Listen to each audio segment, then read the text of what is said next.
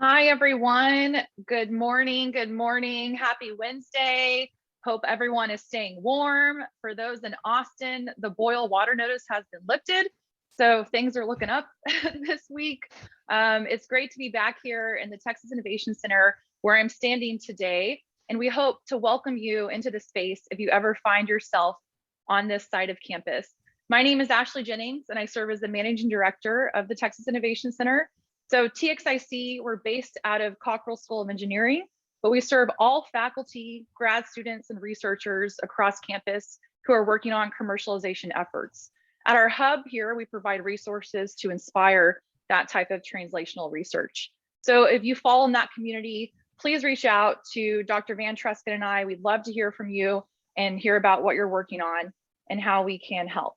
And of course, come visit, book a room online, and get out of the lab if you'd like to.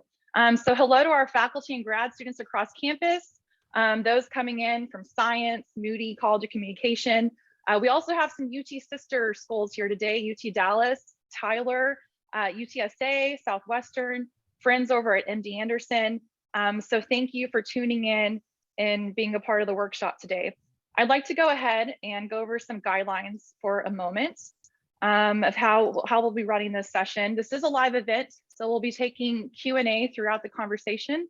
All attendees are muted and video off before called on, please. Chat is open, so please be respectful in this space. And of course, post your questions in the chat throughout, and the moderator will call on you. So we're excited to interact with our speaker today. Without further ado, a dear friend of TXIC, Mr. Jim Greenwood, has been involved in the SBIR program since its inception in the early 80s. He's taught SBIR, STTR workshops in 48 states, plus Puerto Rico and DC, offers training through local and regional economic development groups, universities, and federal labs.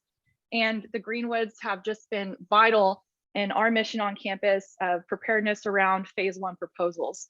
So without further ado, I want to kick it over to Jim to get started with our workshop today. Great, thanks, Ashley, and welcome everyone. Boy, burn, the lack of water. We are just talking about that. You don't appreciate something like that until you don't have it. So glad you guys got that reestablished and don't have to cook your own water before you eat it. That'd be good. So congratulations on it. And compared to last year's issues with wintertime in Texas, I say that's not bad. So you got off pretty easily. I'm over in North Carolina, Western North Carolina, around the Asheville area, if you know the Smoky Mountains and that neck of the woods. And we got one of your famous ice storms about 3.5 weeks ago. We got about 2 inches of ice on top of 6 inches of snow. And then about 2 more inches of snow on top of that. Made for a very interesting combination. And you know, the sun just doesn't want to melt that ice, so we had that stuff around forever. And you go, well, why are you doing North Carolina? You say you're in Florida. We're what you call halfbacks. We go to Florida in the wintertime and North Carolina in the summertime, but we're up here in the wintertime because of a construction project that we're working on. Our purpose today is an overview and phase 1 proposal prep related to the SBIR and STTR programs. Because we're very much abbreviated down to a couple of hours, we're definitely going to be overviewing, and I will apologize in advance that there's days worth of material that we could cover, and obviously we can't do that in the time that we have here. But as Ashley said, if you have questions, and I welcome questions during the course of the event, please put them in the chat function, and she will then pipe in periodically and ask your questions on your behalf. And if somehow we're having trouble interpreting the question, then we can have you unmute and then come on in and give us the details. All right, so let's get rolling.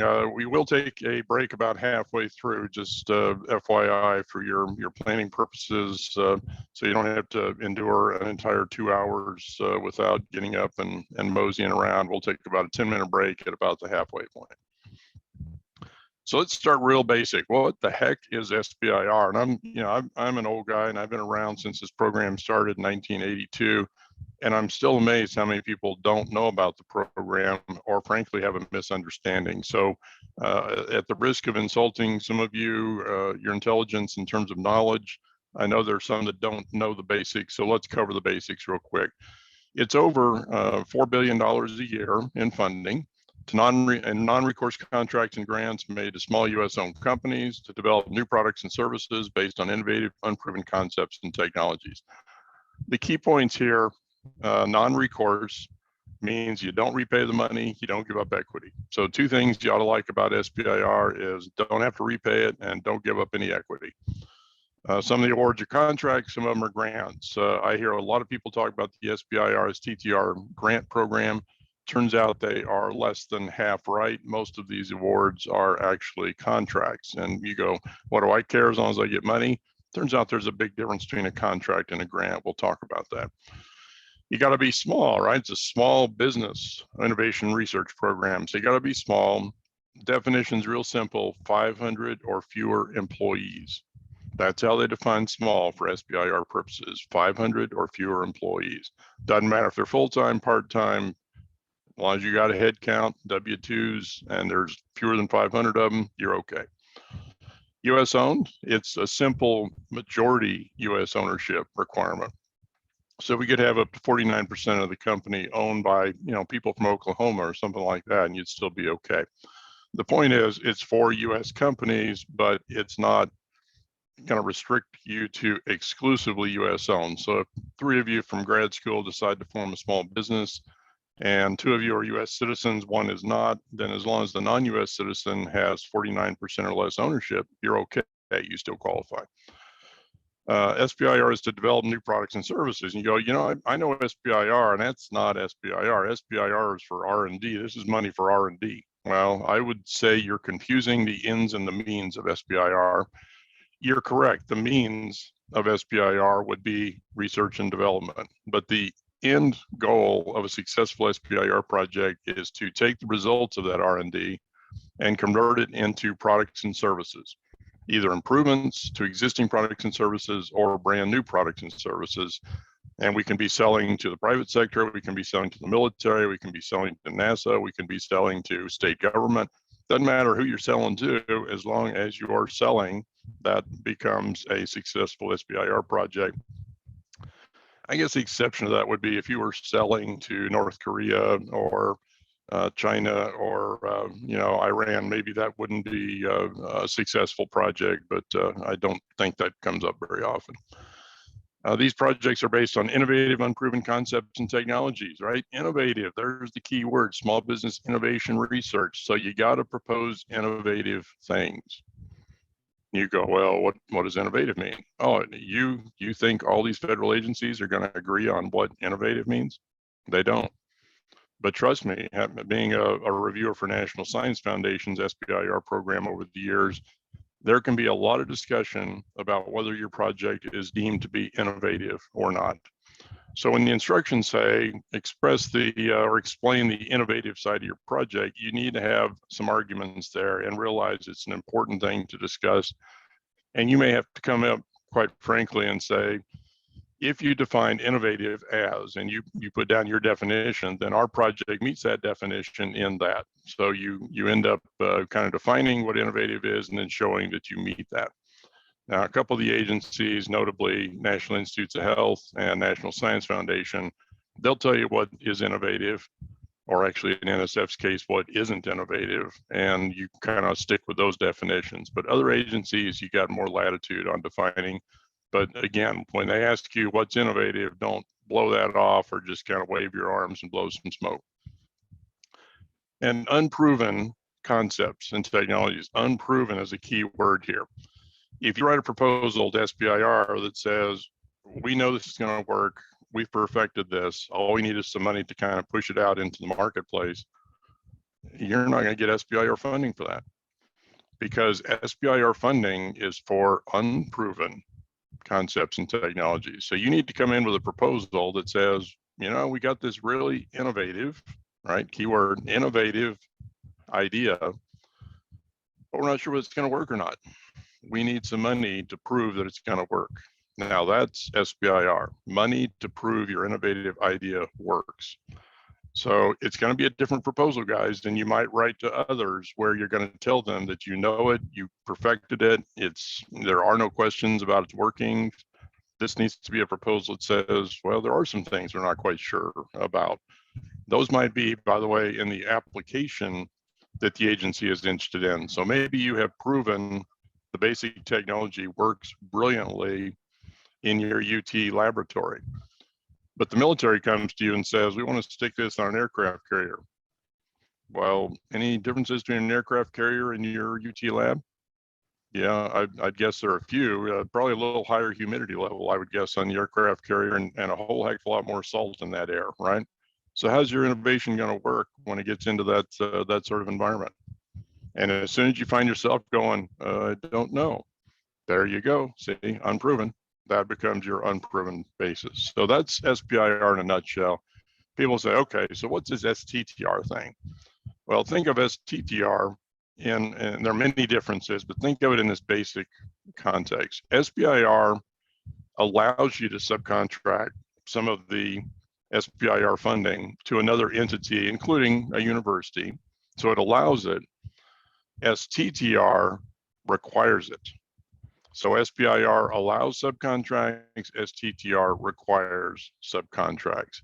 So if you want to do an STTR, then you better have a university partner or a federal lab or some other sort of nonprofit research entity that's going to be conducting a substantial amount of the research, which is deemed to be at least 30% thereof. Again, many differences between SBIR and STTR, a lot of similarities, but this is a key difference whether a university or other subcontractor is required or allowed. Per the text box, notice that not all agencies have STTR programs. Turns out 11 have SBIR programs, but only 5 of those agencies have STTR programs, and I'll show you momentarily who that is. Talk a little bit more about Jim, you had said that NSF is the only STTR agency won't allow people to be employed through the university.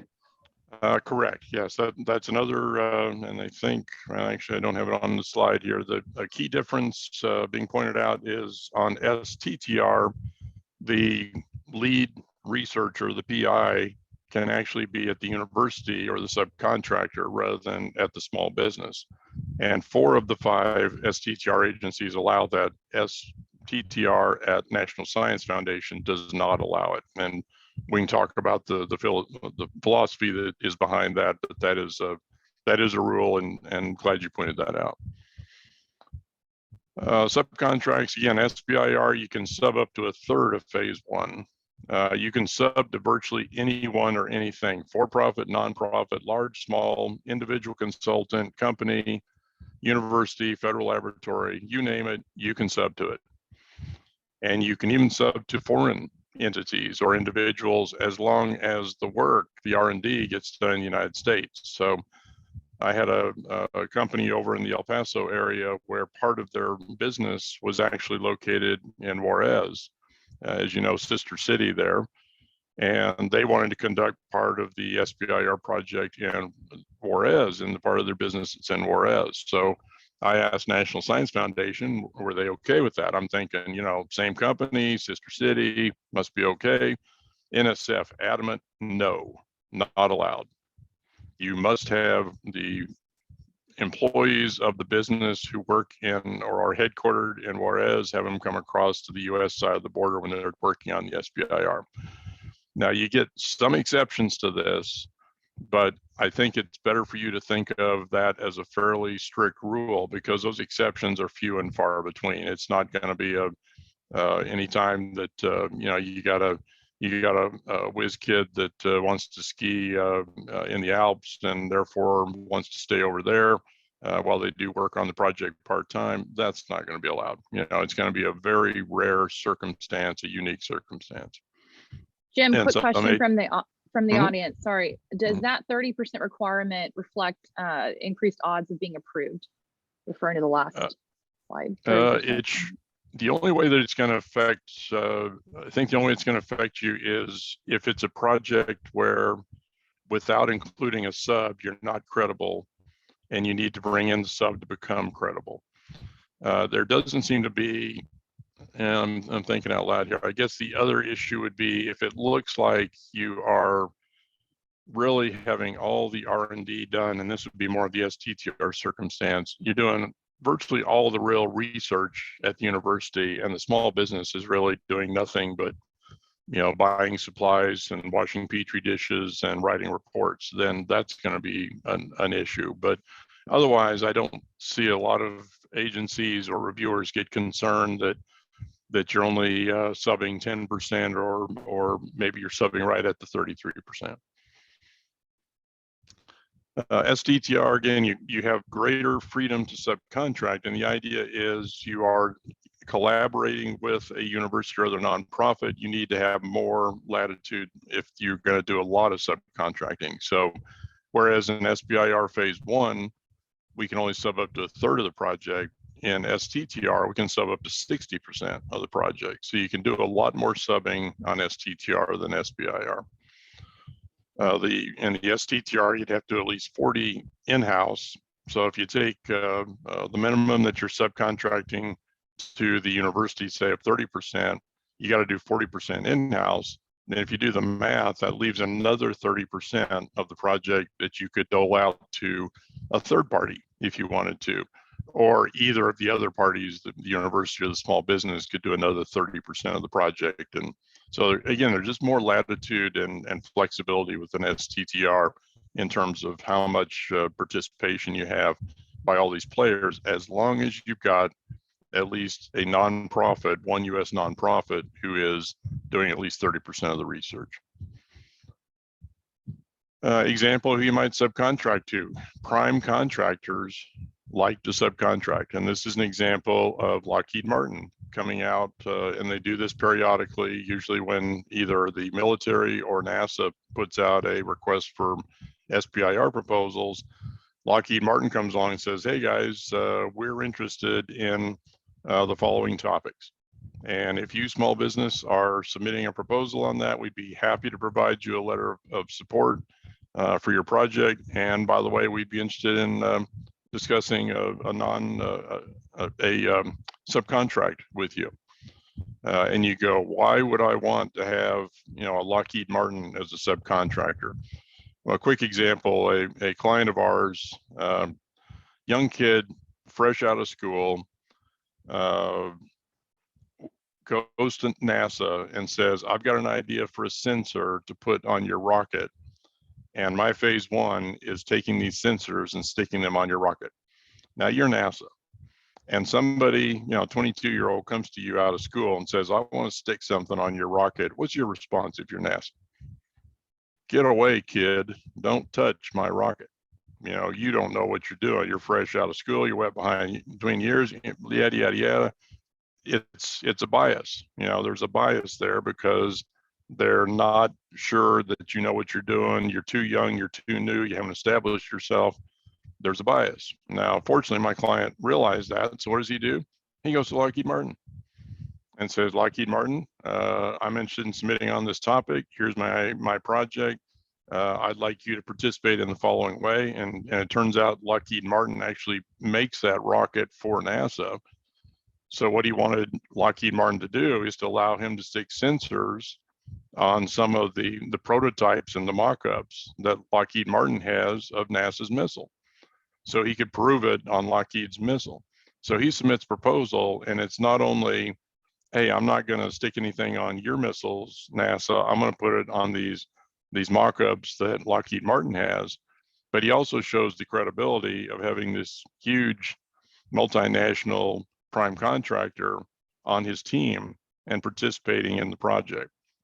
So don't shy away from considering very large companies on your SBIR or STTR project. Obviously, you want to be very careful about counting your fingers after you shake hands with them and all that sort of thing, because there are times when there have been issues with large companies. But by and large, Lockheed Martin likes having these relationships with small companies, and they don't want to screw that up by getting into a situation where they are credibly accused of stealing IP from one of the small companies. So there's a self-policing mechanism in there, if you will.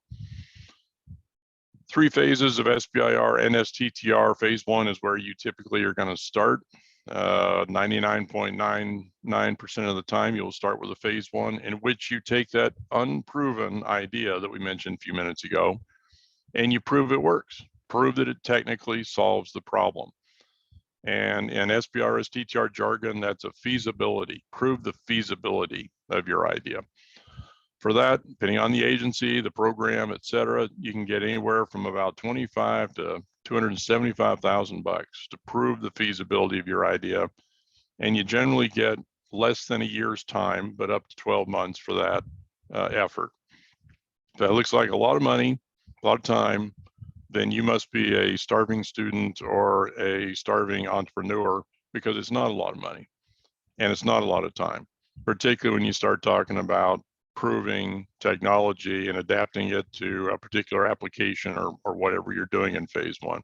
So don't over propose phase 1. This is the most common mistake we see in phase 1s, is you try to do too much. Example, I'm reviewing a phase 1 this week for a company submitting to Navy, Department of Navy. Their proposals are due tomorrow.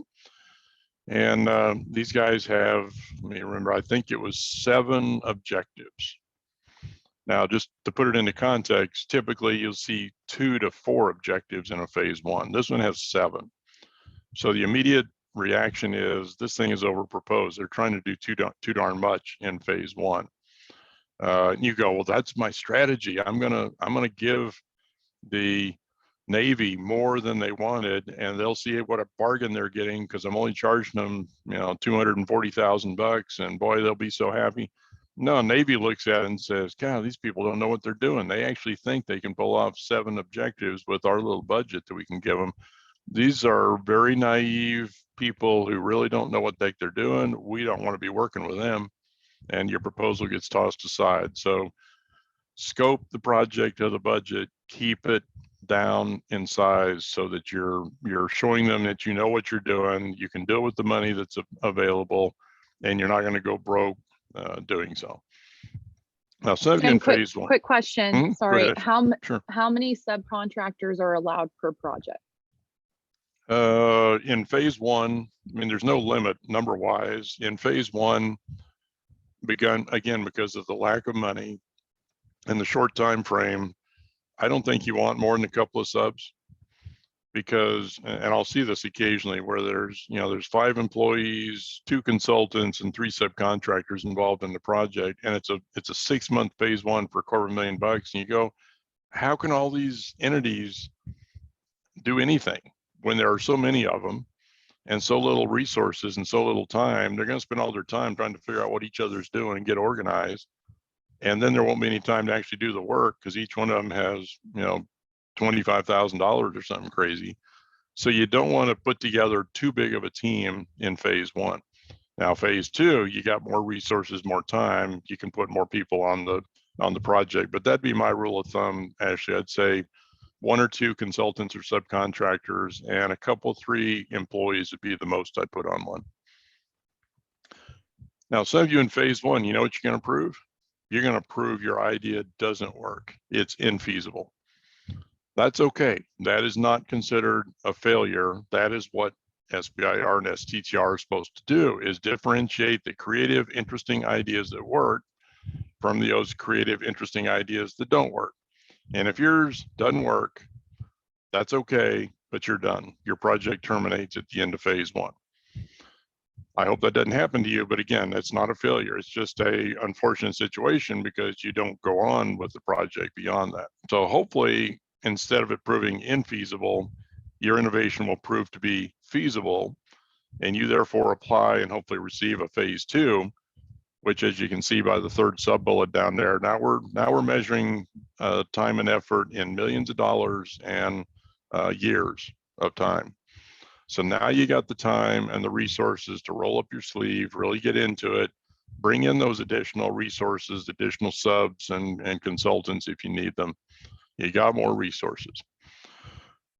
Phase 3 then is take the results of phase 1, phase 2, and take it to the marketplace. And again, the marketplace can be literally the shelves of Walmart, or it can be on that aircraft carrier of the Navy, or it can be in the Texas state government. It can be anyone who becomes a customer, and anybody is fair game when it comes to SBIR, public or private. Now, how much money can you get to commercialize? Not one penny of SBIR or STTR funding is available for commercialization efforts.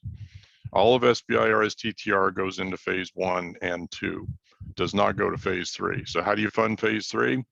Well, that's where you're going to have to sit down with Ashley and Van and talk to other folks and figure out how you're going to pull this project off once you get the science, if you will, funded by SBIR STTR in your phase 1 and phase 2. Now, the good news is, how fine is that line for none of the money can be used for commercialization? I'd say it's real gray in general. Do you have a specific? Talks with certification agencies that will need to have like an hourly rate associated with them. You can use, there are, let me see how I can phrase this. There are, let's call them enhancement programs to phase 2, where you can get money that starts pushing this pretty far beyond phase 2 and in the door at phase 3. So National Institutes of Health, for example, has the competing continuation grants that are often used for things like getting the FDA testing done and that sort of thing. So it's agency to agency, but a number of agencies will have supplements to phase 2 that really are starting to bridge the gap between phase 2 and get you into phase 3. But still, the meat and potatoes of phase 3 is going to have to be funded non-SBIR, non-STTR. Now, if you're selling to the government, your customer is the government, that may very well be military money, that may very well be NASA money. It's just not going to be SBIR money or STTR money. If you have to turn to the private sector, again, Ashley and Van can be your resources there, or a resource for you to begin that journey. And realize the good news is you're going to get a better deal when you find a funder for phase 3. You're going to get a better deal having had SBIR STTR fund phase 1 and phase 2. Because technical risk was taken off the table by SBIR STTR funding, and therefore that's not something that you have to compensate your investor in phase 3 for. And also, you just have the credibility of having received SBIR STTR, and that tells the potential investor that you're not a snake oil salesman, that you really do have credible ideas, and not only technically sound ideas, but those that have, at least in the eyes of the federal agencies, some potential in phase 3. Now, I mentioned earlier contract versus grant agency. Let me address. Jim, this is Jeff from UT Tyler. Just before you continue, can I ask one more question? Okay. On phase 2, which is your third bullet point. With MedTech and some other technologies, the cycle testing can take more than 24 months. And it says in there on the third bullet point, varies by agency. Are there allowances for things that a government agency says, we want to see 3 years of testing on this before you can be vetted or approved to commercialize it? So that's one question. The second question is for professional fees. Can your intellectual property or accounting or things like that, can those be expensed out through these funds? Okay. First question, some agencies, and I sound like a broken record here, but some agencies will entertain longer term projects, others will not. So our friends at NASA are very adamant that you will not exceed 24 months on your phase 2. It's just period. That's what it's going to be. Other agencies, NIH, NSF, more flexible than that, understanding that projects may take longer than the time frame given. You also may find that some of the supplemental funding that I was just talking about can also extend this. So you may get a 1.8 million, 1.5, 1.8 million phase 2 for 24 months, and then you get another million on top of that for the next 12 months. So that will also extend things out. Okay. In terms of paying some of these other expenses, some things are allowed, some things are not, and that's a whole a whole workshop in and of itself. And if you're interested, we actually offer it several times a year. It's a full day workshop. We can talk more about that. But bottom line is always in your budget, ask for fee or profits. Last thing, contract agencies will call it profit, and you and I call it profit, but the grant agencies call it fee. And that's about 7% of your award. Got to ask for it, but if you request it and they award it, 7% of your award, and you can do whatever you want to with that money. So for example, agencies by and large do not want to pay for patenting costs. They think that's an unallowable expense. But if you put in 7% into your, say your $1 million phase 2, then you got 70 grand that you could apply towards patent costs because you can do whatever you want to with that money. But it's that's a very short, simple answer to a much bigger question. That's very, very helpful because, as we all know, that's one of the first things that people, I mean, you can follow the provisional, that's pretty easy, but IP is expensive. It's nice to know if there's a way that we might be able to budget for that. So thank you. Sure. Yep. Contract versus grant. Contract agencies come to you and say, we have a mission. We got a problem accomplishing the mission. Here's the problem. Can you solve it? And so you go into problem solving mode. They tell you the problem, you solve the problem. And Susan's quote is very important there. Focus on what we ask for, not what you think we need. In other words, when the military comes to you, the military will say, here is the problem, solve it. Got an idea? Solve it. They don't want you to come up with a different problem. They don't want you to say the system that they've got the problem with is not the right system. You should have a different system. They have a system they're using. They're having a problem with that system. Solve the problem or don't bother submitting a proposal. So contract agencies very focused on problem solving, and therefore you in your proposal need to be very focused on problem solving. In contrast, grant agencies say, we have no problems. We just have money for good ideas. Got any? And you go, could you give me a little more guidance on that? Well, yeah, we fund, we at National Institutes of Health, we fund good ideas related to medicine and human health. Got any ideas? Now that's pretty narrow, isn't it? Medicine and human health. Yeah, you got a heck of a lot of room in there. And that's what grant agencies are about, is they want you to come up with the ideas and they want to fund your great ideas. You go, well, boy, I think I want to do a grant agency. Well, yeah, but just because you got the freedom to come up with an idea doesn't mean they're going to think it's a good idea. They may think it's the dumbest thing they've ever heard of, in which case you don't have a greater chance there. Versus the contract agency says, we need the solution to the following problem.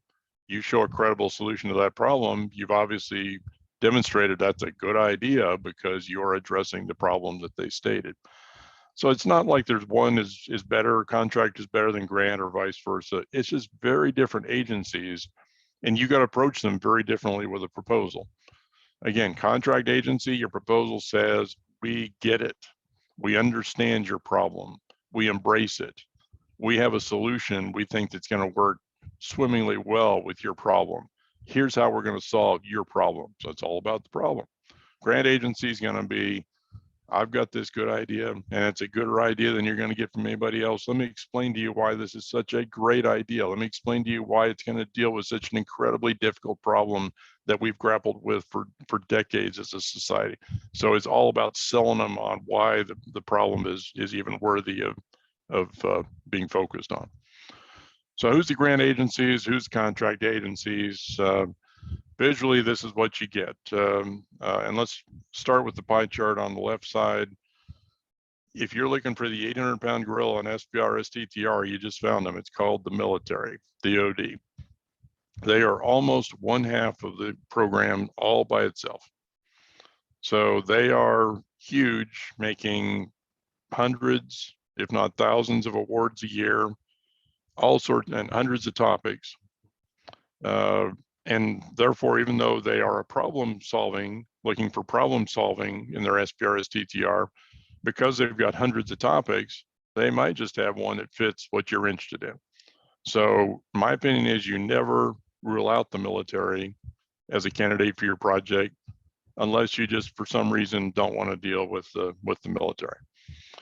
So if they're the 800-pound gorilla, I would say the 500-pound gorilla would be Department of Health and Human Services, the HHS, and I usually refer to them as NIH because even though you got Center for Disease Control and Food and Drug Administration in there, the vast majority of the money is NIH. And then DOE is the next third largest, much smaller than the DOD and NIH, but still sizable. And then NSF and NASA round out the big five. Now, those are the big five in terms of funding for SBIR. They're also the only five with STTR budgets. And you can see this in the chart on the right side. We got two columns, SBIR budget, STTR budget. And as you can see, there are no numbers for STTR once you get below NASA because the smaller agencies, Homeland Security, Agriculture, et cetera, are so small they're not required to have STTR programs, and therefore they don't have them. This will also give you an idea of numbers. Now this is 2019, we're now into 2022, but these are the latest numbers reported by the agencies in their official reporting to the Small Business Administration. And you can also see in that SBIR STTR column over there, you can see how much bigger SBIR is than STTR. So just pick on NSF down there, SBIR 188 million, STTR 19. So STTR being about 10% the size of their SBIR program. Now that doesn't mean that your chances of probability are a lot higher in SBIR. It just means it's a bigger program and probably because of that going to attract more proposals than the STTR program will with its smaller budget. And then you got some really tiny ones down there. You got poor little EPA down there at a measly $6 million out of 3.3 million in SBIR numbers in 2019. Time frame, when do they request proposals? It's all over the calendar. So if we kind of look at our timeline on the left side and kind of scan down kind of the February, March timeframe, we expect NIST to be coming out with requests for proposals here pretty soon. DOD has got one that literally expires tomorrow, but they'll have another one out in the mid-April timeframe. Department of Energy's got one out right now with proposals due here in a couple of weeks. NIH, your next deadline is April 5th, so that's coming right up on us here. Homeland Security, we just missed. Transportation, they're in the midst of that request if you're interested in the Transportation Department. NASA now has a request for proposals out on the street, proposals due in March. And NSF, among their other oddities, they have an open window right now. You can submit a proposal anytime between now and March 3rd in that window. And then the window will close that evening and the window will be closed overnight. And then the next window will open on March 4th. There's actually more to that than just one window opening and one closing. We can talk more about that if you like. The timing is very important, in my opinion, as to when you submit the little required project pitch. STTR, very similar schedule. Most of the agencies that have STTR have the same schedule. So notice Department of Defense also has proposals. That's interesting. Why do we have the 8th? Let me go back. I don't think that's correct. I think that first one up there, of course, it's not right. It's for last year. Why do I have last year's up there? Those are last year's date. Okay, the current DoD dates for FY22 are the same as SBI here. I apologize. I don't know why I've got last year's STTR dates up there for defense, but those are for last year. So the dates that I'm showing here for SBIR at the military will be the same for STTR for this year. Hopefully that's the only one I screwed up like that. Wow, that's not good. Sorry. Hey, Jim, real fast. Go. We have a few questions piling up in the chat. Do you want to take any of these right now That's or fine. wait till right No, before it's the fine. break? Okay, cool. That's fine. So the first one on a feasibility question, In instances where a prototype may be necessary to understand the feasibility, do the application procedures allow flexibility to adjust funding amount and timing of phases? Or I think if I'm understanding the question correctly, it's kind of what can I do in phase 1 versus phase 2? And in my slide, I talk about prototyping being in phase 2. That's a very soft requirement. Let's put it that way, that it is often that you feel you have to do some prototyping in phase 1 to prove feasibility. And if you have to do that, that's fine as an activity in phase 1. The key in phase 1 is prove the idea works. And if that means building a prototype in phase 1, a crude prototype, then so be it.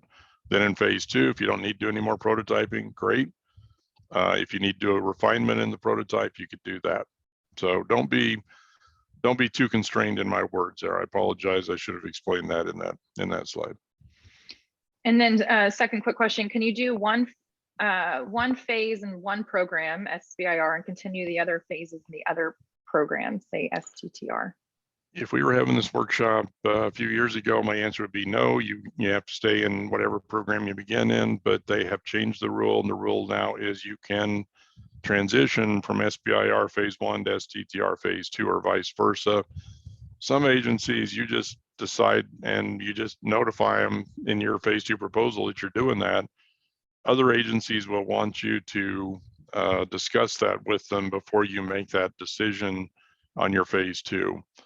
Part of what I think they're worried about is, as you saw, the budgets are much bigger for SBIR than STTR. And if everybody starts in SBIR phase 1 and then jumps to STTR in phase 2, then that would wipe out their STTR budget, and they couldn't fund many phase 1 STTRs. So they want to have a little bit of traffic control there. But overall, the SBIR STTR program policy allows you to move from one program SBIR STTR to the other program STTR versus SBIR in phase 2.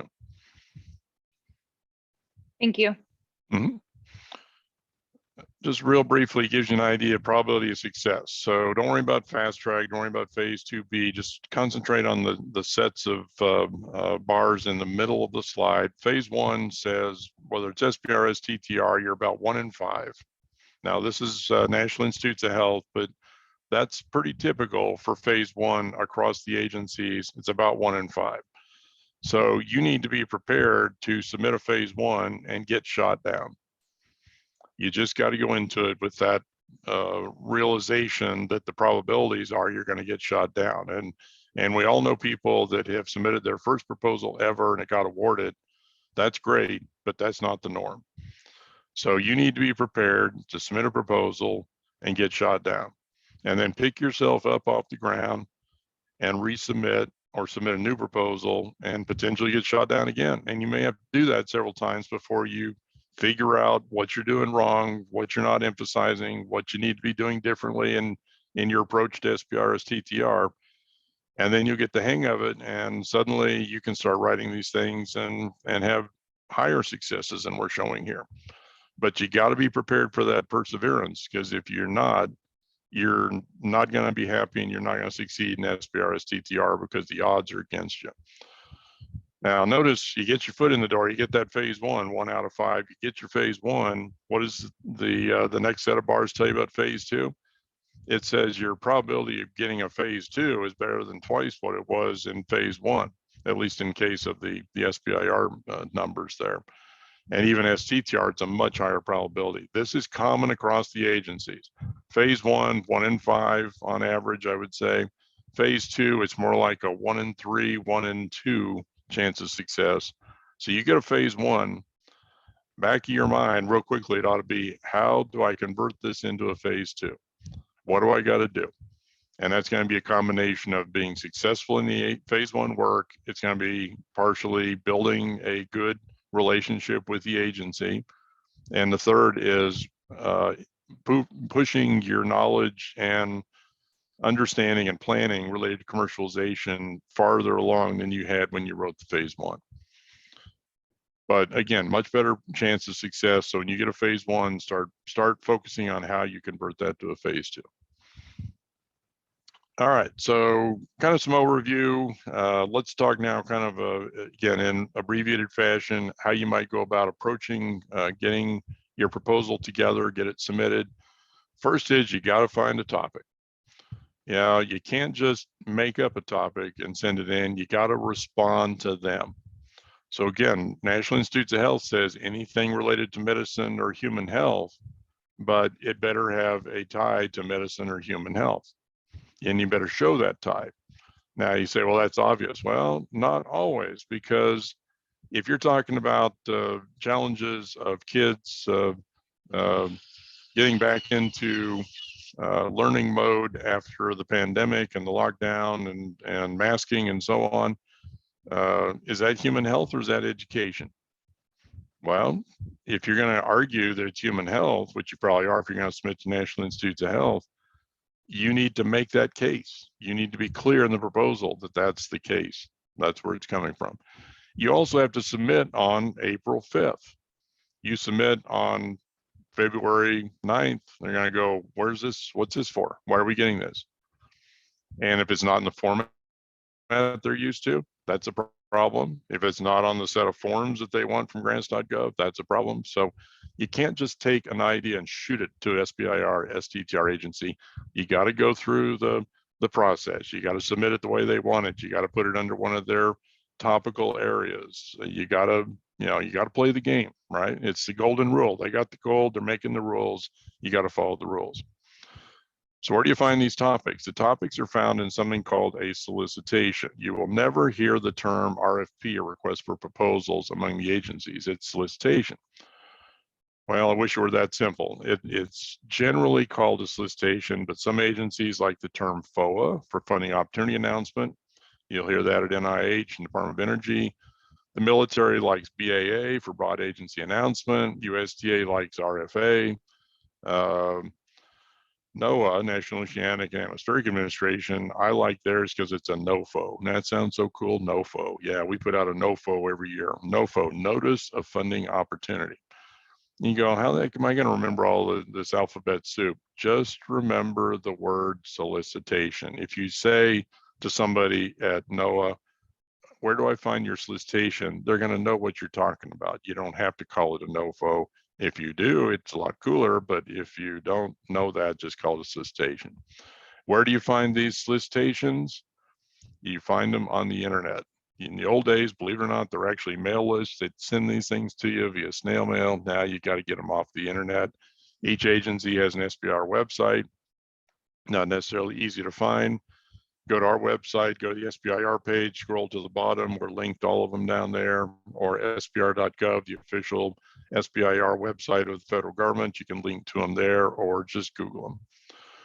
And then you need to use, in my opinion, some search engines to do a little checking to see where are the projects and the topics that you might respond to. Now, the problem is, and the reason why you need to do the search engines that we're recommending, the final bullet down here, is per this Meatball Chart, agencies are all across the board in terms of what they will fund. So if in our example, life sciences, we were thinking NIH, life sciences. Okay, look at that last column over there for life sciences. Everywhere you see a red dot or a meatball, because it's Meatball Chart, marinara sauce, everywhere you see a red dot, it says that agency has life science topics. Look at all the meatballs. Every agency, all 11 agencies have had in recent past life science topics.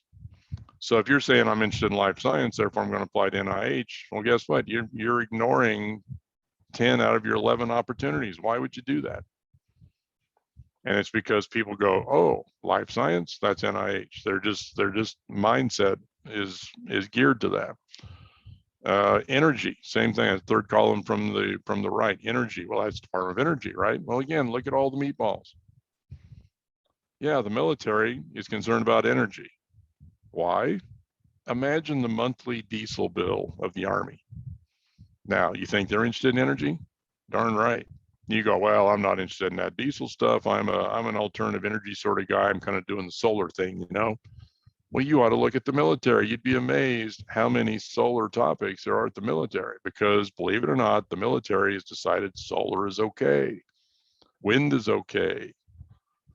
Other alternative energies, stuff with algae and so on is interesting stuff to the military these days. So you need to, again, put aside our preconceived notions about where you're going to find topics and let your fingers do the searching. I know some of you are too young to know what I'm talking about. Others remember those commercials. And the fingers go to the keyboard and you go to the search engines at various places. Here's the first one, which would be the SBIR.gov I was telling you about a moment ago. And you want to click on the funding tab, and it's going to pull down and give you the topics down there, and you click on whichever you want to do, open, future, or close topics. We click on open, and it basically, and this is kind of hard to see, it's up toward the top of this slide, but see where it's, let me see if I get it. There we go. You type in this case, nuclear, and hit search. And it comes back and says, well, we got 4 topics that include the keyword nuclear in them. And you can look and see what the topics are. You can actually click on them, see the full topic description. You're now seeing which agency is involved with that particular topic. Interesting, when I'm searching on nuclear, I'm not thinking NIH, right? I'm thinking military primarily. But what popped up here was NIH, and I'm going, why would that? And it's like, oh yeah, there's nuclear medicine, radio, okay, now I understand that. And I can, but I would not have thought of that in advance. Again, that's why you do the keyword searching. But here's something interesting. Look Jim, at department. Go ahead. Sorry, quick question. We've had this question twice. Is it advisable to submit to different agencies in the same year? And then what happens if your proposal is accepted by multiple parties? Okay, and good question. I'm assuming we're talking about basically the same proposal, submitting to multiple places. Short answer is yes, that is perfectly acceptable. It can be extremely smart strategy because you put a lot of work into one of these proposals, and if you can get double duty out of it and get another chance of getting it funded, that's great. The agencies are okay with you doing that. There's nothing wrong with it, but they are absolutely paranoid that when you do that, that you're going to get 2 offers and you're going to accept both offers and you're going to double bill the government. You're going to charge the government under 2 different SBIR awards for the same research. So when they say in their bureaucratic way, are you sending this proposal or a similar one somewhere else? Then if you are sending something that is any way, shape, or form related to this proposal to another funding request, and it could be SBIR or outside SBIR, you answer yes, and then you explain the difference so that the agency can hopefully feel more comfortable that this is not a duplicative project. Now, if it is duplicative, they'll feel more comfortable that at least you disclose that under this question. What really concerns them is if you answer to that question no, and then later on they find out that you did send a similar proposal to another agency, they're not going to be happy with you, and it's going to affect your chances of getting funded, and they're going to assume that you were trying to hide or lie about something, and it's not going to be a good relationship. So again, perfectly acceptable to submit same proposal multiple places concurrently. But just when the agency in its proposal format asks you, are you doing that, openly answer yes. And it's not if it's just a duplicative proposal, if it's in any way similar that a moron could misunderstand that this other proposal is the same as this one, you want to disclose it and explain the difference. And then, sorry, final question. For the agencies that allow straight to phase 2, do they prefer going from phase 1 to 2 as opposed to going straight to phase 2? I don't think there's enough data yet to know how they feel about that. And let me give a little bit of background for other folks. We talked about phase 1 to phase 2 to phase 3, and I said 99.99% of the time you start in phase 1. This question refers to the other 0.01% of the time when you can use a mechanism called direct to phase 2. Direct to phase 2 allows you to skip phase 1 and submit your initial SBIR proposal as a phase 2. Now, a couple of limitations on this. Number one, it's only SBIR. It's not available under STTR. So direct to phase 2 is a SBIR only initiative. And Congress, in its wisdom, said the only agencies that can do direct phase 2 are Defense, Department of Defense, Department of Education, and National Institutes of Health. So only 3 of the 11 agencies are participating. But this is a relatively, I'll call it a new initiative, even though it's been around several years. It was here. It was taken away for some odd bureaucratic reasons, and then has returned in recent years. But they still don't have that many proposals going through to really start to understand how do the reviewers look at these proposals, how do the agencies look at these proposals. And I think this gets a lot deeper than we probably want to in our 2 hours here, but I think there's a big difference in how a direct phase 2 would be used at National Institutes of Health than it would be in the Department of Defense, where NIH is a grant agency and wants you to propose a project that you've already proven feasibility on, so you just want to go straight to phase 2, versus a DoD project where it's a very narrow problem and they're looking for proposals from companies that have mysteriously or magically already done a feasibility study on that little narrow problem. I'm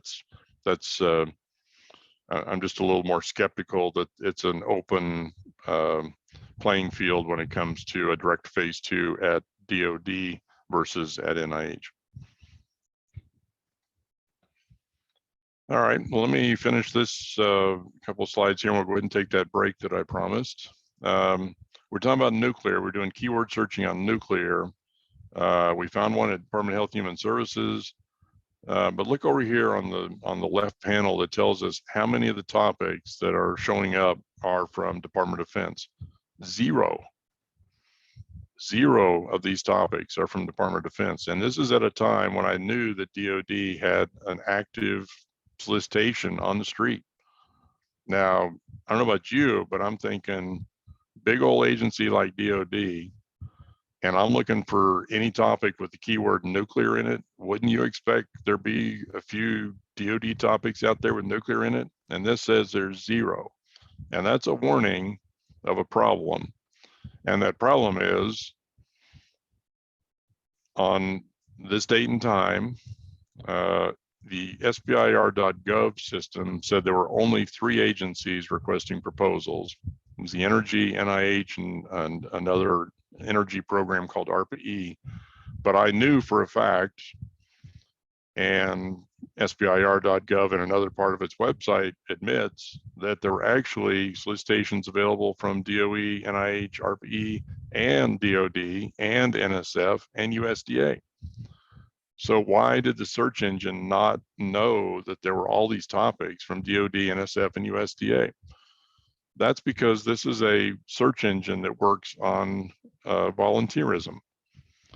And what I mean by that is DoD, NSF, and USDA were asked to voluntarily upload their topics into this search engine, because the search engine is run by a Small Business Administration, little tiny federal agency. They can't tell DoD what to do. They have no authority and no size. So they can ask DoD to upload their topics. DoD doesn't do it. You have a very incomplete search engine and mediocre at best. This happens all the time, where agencies with active SBIR topics, STTR topics, do not upload them into SBIR.search engine. So the official search engine is really limited on what it's going to be able to do. I'll just leave you with this slide, then we'll take our break. How many search engines should it take to find a DoD topic? I would argue the correct answer would be there should be 1 search engine, right? So how many does it take? Or I should say, can it take? It can take up to 3 search engines to find a topic. So let's just leave that cynical comment on the table for now, and let's go ahead and take our break. I am showing 11 o'clock straight up, so let's come back at 11. Let's make it a little bit shorter because I'm taking a fair number of questions. Let's make it 11:07. Guys, okay with that? 7-minute break.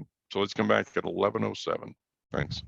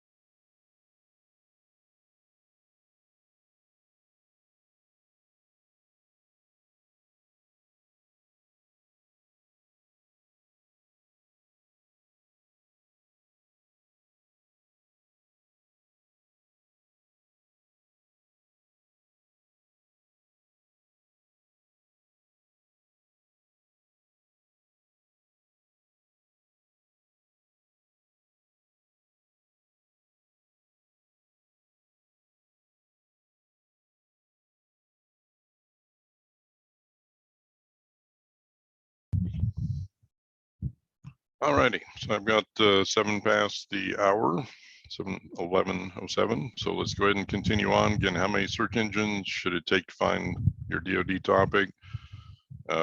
Let's show you what we mean by as many as 3. So the one that they typically send you to is the DSIP website, standing for the Defense SBIR Innovation Portal. And again, you can see on the either on the pull down menu or here off to the side, you can do a topic search. And it's fairly simple.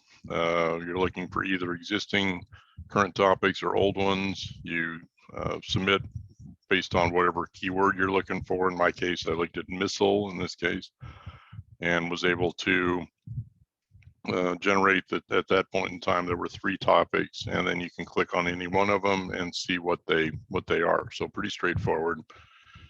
You can do a little bit more advanced search if you want to, and this is what you get in the way of a topic. Is a typical DoD topic where objective, there's a description, and it kind of tells you what they expect you to be doing in phase 1, phase 2, phase 3. Lots of detail here. And that's, again, very typical for SBIR, STTR when it comes to military. And then this particular website is where you can ask questions and get those questions answered. I mixed feelings about that. I think it's a good idea to go on there and see what questions others have asked and see what the answers were, which may influence your proposal. But if I were asking questions myself, I would not ask them here, because you're basically sharing them with all of your competitors. You're not getting any inside information, if you will, that helps you write a better proposal than your competitors. So the military, each solicitation period, there's an open period, if you will, when you can ask questions. You can call or email the topic, they're called TPOCs, technical points of contact, and ask your question and get a reply back from them, which is private, if you will. And that's when I would be asking the questions, if at all possible. And here again are the questions, and I'm just amazed. These were questions being asked when there was not a limitation on calling them up and asking the TPOC directly and getting the answers.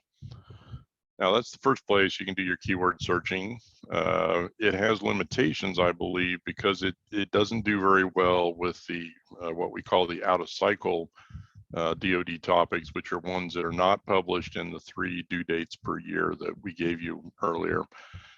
This is, I think this is actually a superior site myself. It's a much lesser known site than the one that you just saw, the DSIP.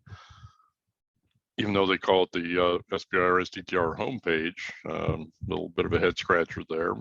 Somehow different. You're supposed to know the difference between the DoD SBIR homepage and the Defense SBIR Innovation Portal page, and it's gobbledygook.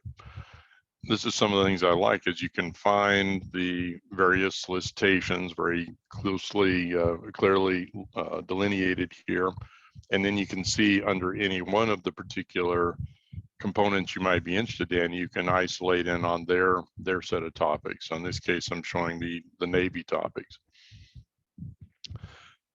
It also is helpful in these out of cycle solicitations. I'm going to show you an example of here in a minute. And this is for DARPA. Those tend to be very hard to find under the old DSIP site, the first one we looked at. Easier to find under this website. And this shows you where the BAA or the solicitation is, and then these are the announcements for individual topics under that. And when you click on one of these, it sends you to out into the la land of SAM, and this will be a typical, in this case, DARPA response to that, and it gives you, again, going to send you another place. You're going to click on each one of these if one of those topics is of interest to you. And it eventually ends up at SAMS.gov, and you end up with this kind of screen where you got, okay, it's SBIR, at least we're at the right place. And then you get into this menu that just doesn't seem to make a whole lot of sense. In this case for DARPA, and which one of these attachments do you think are the ones you ought to be looking at? And they're just called amendments. You don't know if that means that's a topic or it's instructions or what the heck it is. So you end up clicking on a whole lot of these things.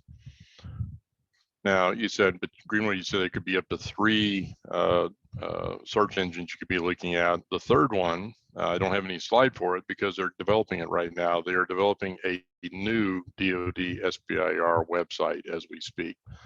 And I have no idea what the heck that thing's going to look like, or whether it's going to replace these 2 DoD websites I've shown you, DoD SBIR websites, or it'll somehow supplement it. I don't have a lot of confidence, quite bluntly, because so far the DoD in recent years has been very difficult to work with in terms of understanding what opportunities there are, how to find topics, how to find the instructions, etc. Those of you in We the use grant, that to get the DUNS number, I believe, the sam.gov. Is that? that's that the your same understanding? place. That's right. Yeah. SAM serves many different functions, none of them very well. But that's one place where you can get the assignment of the DUNS number and your cage code and all that stuff.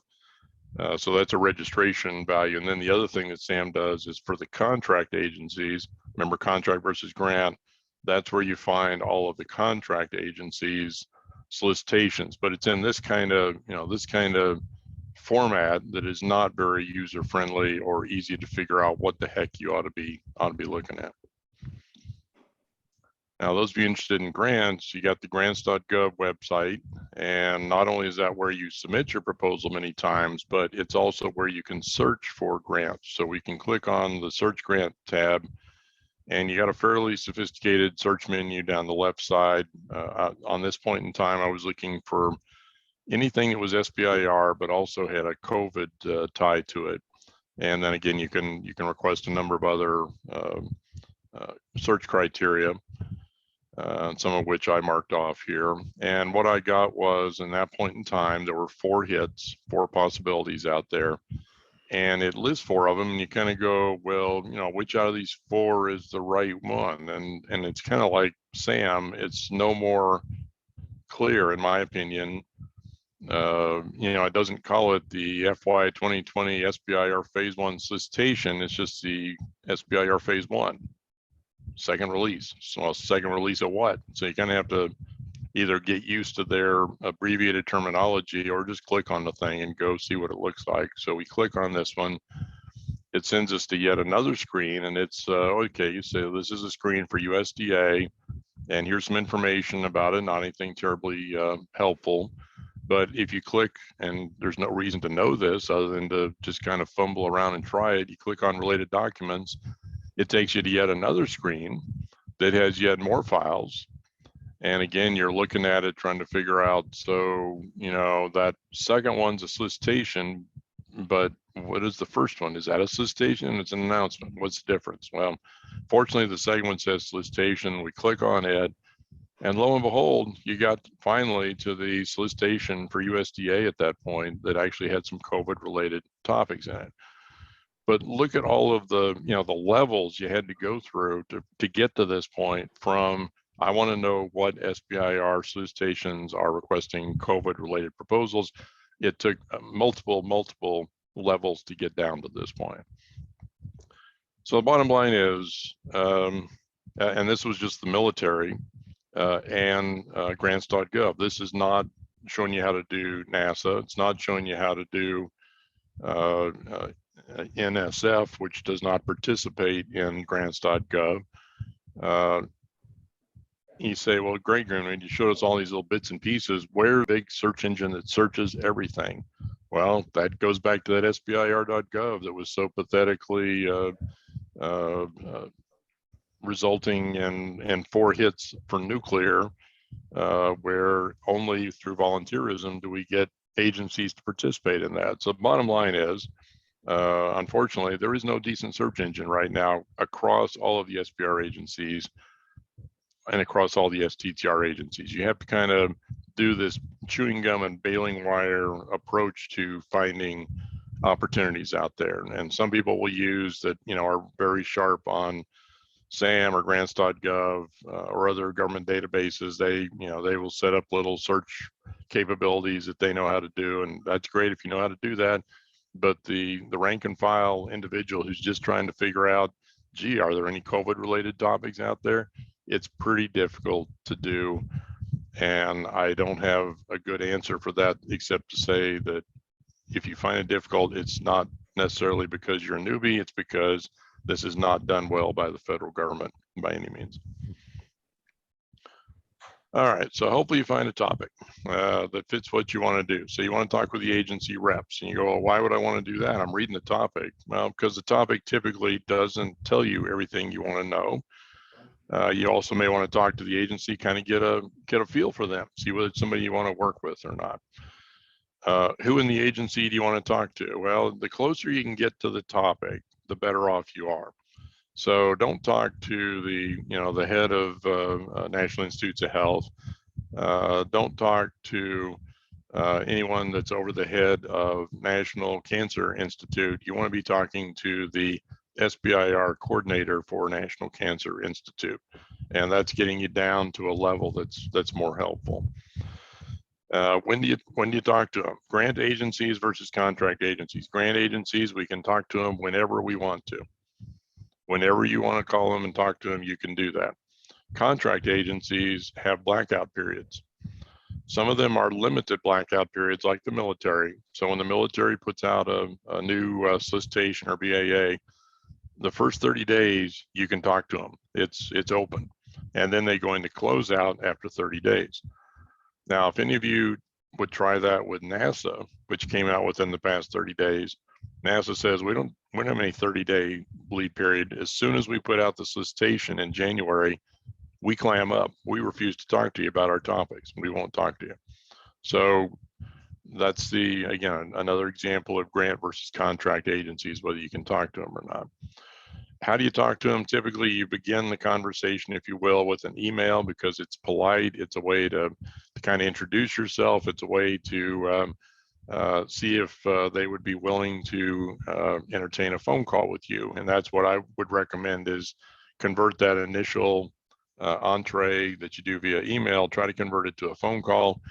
And the reason why I like phone calls, two reasons. One is people will say things they would never write down, because they know if they write it down, it may come back to haunt them, versus if you just say something, unless you're, sitting there in a press conference or something, there's a real good chance what you say is not going to come back to haunt you if you just say it.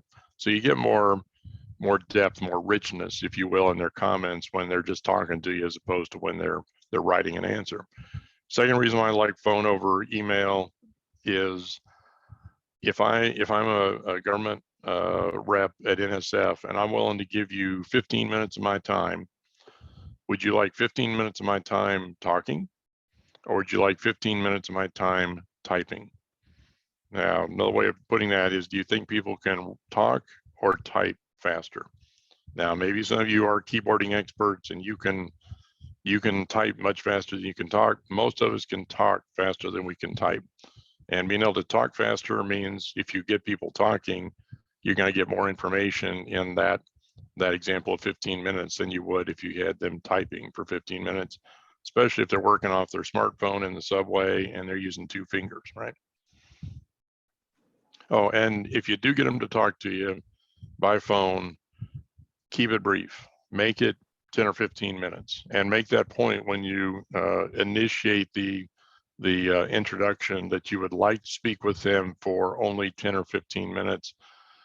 They worry about you tying them up for an hour, 2 hours, 3 hours, and they cannot afford that. They have too many other responsibilities. So make it clear right from the beginning, you only want 10 or 15 minutes of their time, and that way they're more likely to agree to a conversation. A couple agencies require you have a communication before you submit proposal. DOE has what's called the letter of intent that you have to submit, or you can't submit a proposal. And National Science Foundation has this thing called the project pitch, which we will talk about more in a moment. Agencies are different. Need to know your agency, no two are alike. And a friend of mine, I've always liked this. There are only two commonalities among the agencies. They all have 3 phases, and they all call it SBIR. And now that you know about the direct phase 2 program, Some of them have 2 phases. So that would, that's even one less commonality that they've got. So point is, agencies are different. And this is a little bit of an eye chart here, but the military example, the amount of awards you get in phase 1 is all across the table, depending on the component of the military. The duration of the phase 1 is all across the table. Whether or not there's an option and whether it's allowed or required is different from one component to the next. And whether they are allowing you to request some money for what's called TABA, technical and business assistance, is also not consistent. Some will allow it, some will not. Some will give you 6,500, some will give you 5,000. So just an example of all the rigmarole differences that you're going to see. Sorry that hides behind there, but that was the pre-release, which means that the first 30 days I told you about, when the topics come out, you got 30 days to ask them questions. Your proposal is organized into volumes at the military, and the 5th is kind of a catch-all document volume. And some of the components say put really important stuff in there, and other components say anything you put in there we're not going to look at. So make sure you understand what your military component is going to do with it. There's another volume 6 in your proposal that in the past only Air Force and 1 or 2 of the smaller components required. Now all of the military components require that volume to be in your proposal. And realize that military topics are not repeated. So if you are sitting here today on the 9th and you just happen to do a keyword search and find the perfect topic at Navy for tomorrow's deadline, and you go, well, geez, there's no way I could do that, then I'll just do it next time. There won't be a next time for that topic. It won't be repeated. So you might, stoke up the coffee pot and get the no-dos going and pull an all-nighter and put together a proposal to submit tomorrow, just hoping that it is successful, because you realize the topic is not going to be repeated. So this becomes a one-time opportunity, and a little lost sleep is worth a one-time opportunity. DoD, again, I'm trying to simplify this, and maybe I'm not succeeding in doing that, but you got various flavors of BAAs or solicitations, and these are the blue boxes. This is, by the way, the current fiscal year. It'll probably be different next year. It was different last year. You got the regular BAAs, you got the out-of-cycle BAAs, and then I'll just call them other. The regular are the ones I showed you in the timeline a while ago. There's one due tomorrow. There's one that opens in April, and there's one that's next fall. And those are known as 22.1, 22.2, 22.3. And those are the traditional, here's a topic, here are the instructions, submit a proposal. Now the out-of-cycle BAAs are ones where, let me pick on DARPA there, the first bright green box under out-of-cycle. DARPA says, okay, for the fiscal year 2022, here are our basic instructions and criteria and policy, et cetera. And this will guide all of our proposals. And then they don't give you any topics. And then periodically they'll just shoot a topic out and say, okay, here's the topic. Proposals are due in 45 days. And then there'll be nothing for a couple of weeks. And then here comes another topic. These proposals are due in 30 days. And then they'll put out another one 2 months later, and it'll be 3 topics with 60-day due dates. And it's just a chance for them to to release topics, SBIR, STTR topics, whenever they want to, whenever they feel like they're ready to. And in their opinion, whenever the warfighter needs it, those will come out. So DARPA does the out-of-cycle, Space Development Agency does out-of-cycle, Army does out-of-cycle.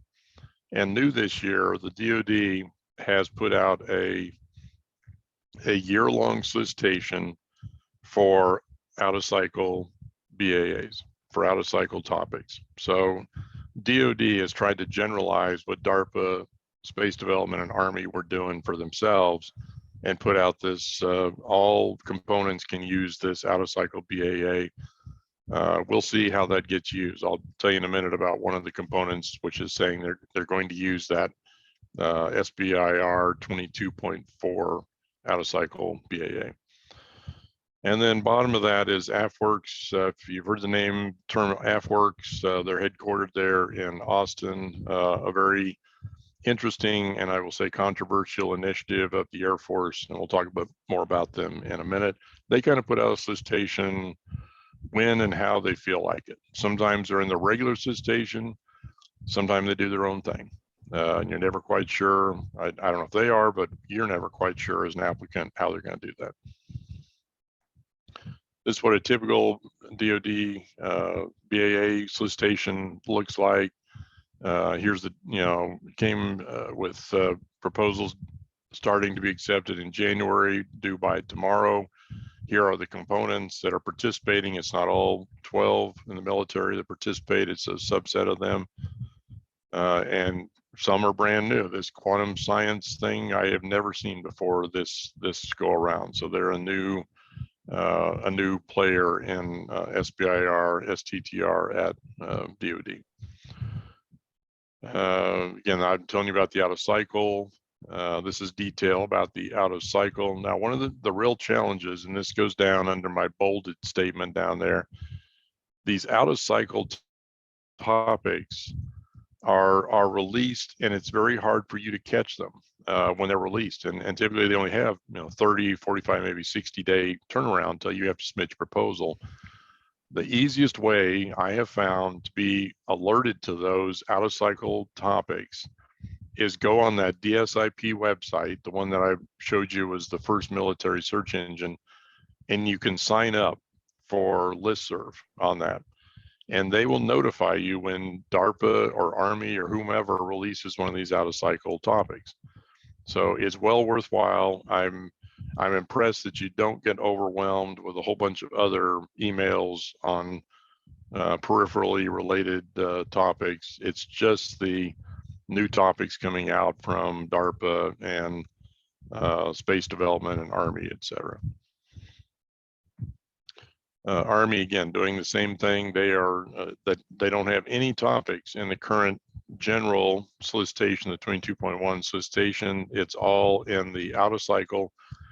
And to the text box there on the lower right side, as of 2 weeks ago, a guy in the Army who ought to know, he's a ranking guy in the Army's SBIR program, said they are going to no longer put out their own out of cycle solicitation. They're going to use the general DoD solicitation, the 22.4 that I show you in my org chart there. Kind of wrap up our discussion on the military. AFWERX is a very well-known, somewhat popular, somewhat controversial approach to SBIR, STTR, and they are known for their open topics. So they are putting out an open topic now for a $250,000 phase 1, 5 months to do the work. And it's open to anything you want to propose. So it's more like a grant topic, but it's a contract agency, being the Air Force within DoD. But this one, even though it's open, it's tied to the Space Force portion of Air Force, and it has to quote unquote support the orbital prime. So it's not what some AFWERX topics, which are just, send us anything you think the Air Force would be interested in. In this case, they're saying, send us anything you think the Air Force would be interested in related to the Space Force's efforts to support the orbital prime. Bottom of the slide, your technical proposal is actually going to be a PowerPoint presentation of up to 10 slides and a white paper, 5-page white paper.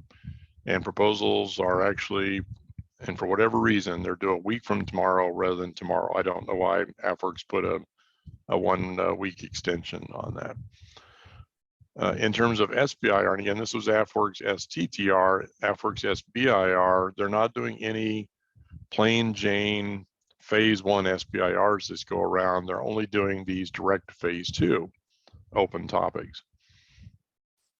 But again, it's an open topic for anything that you think that you could propose that would benefit the Air Force, with the basis being some sort of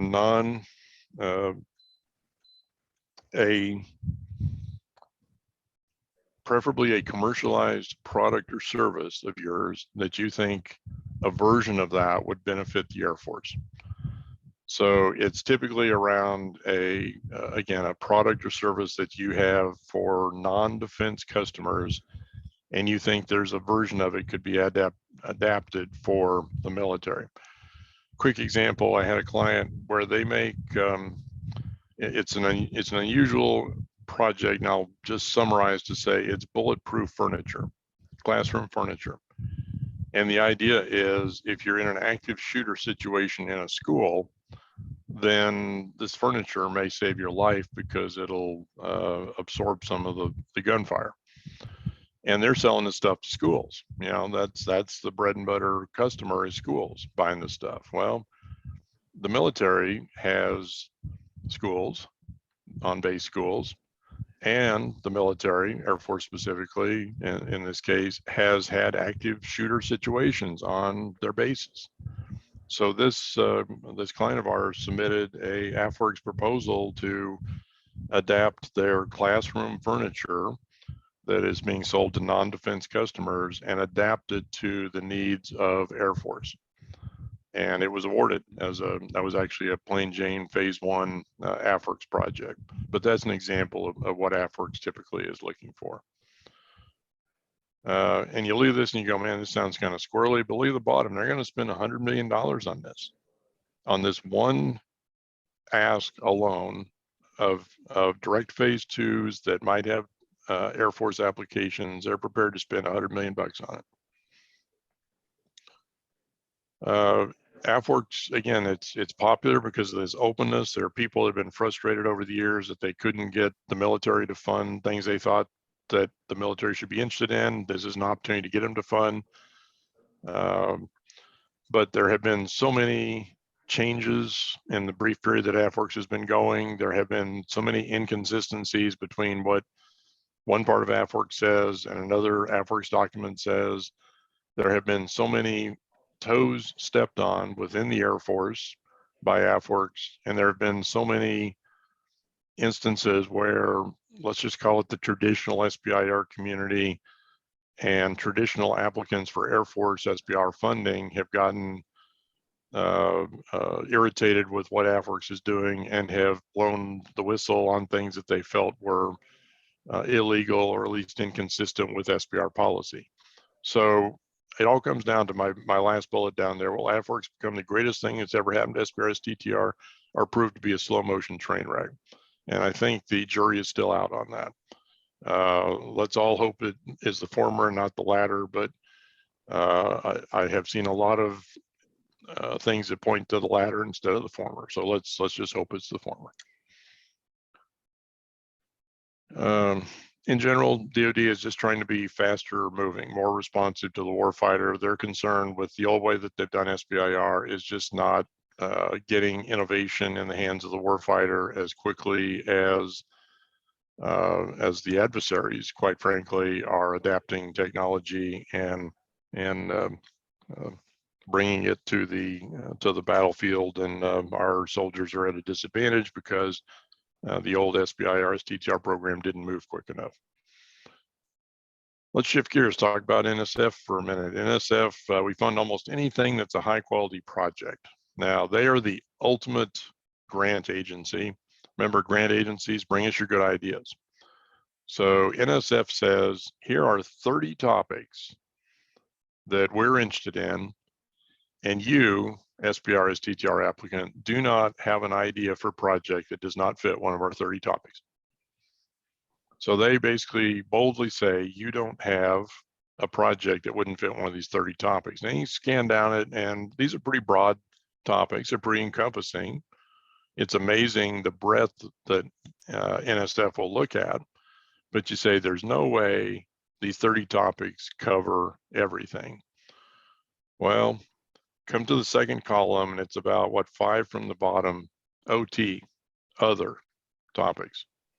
So if you don't fit into the other 29, things like semiconductors and chemical technology and advanced materials, they'll catch you under other and put you in other. So NSF is saying, basically, we will accept a phase 1 proposal on any topic and consider it.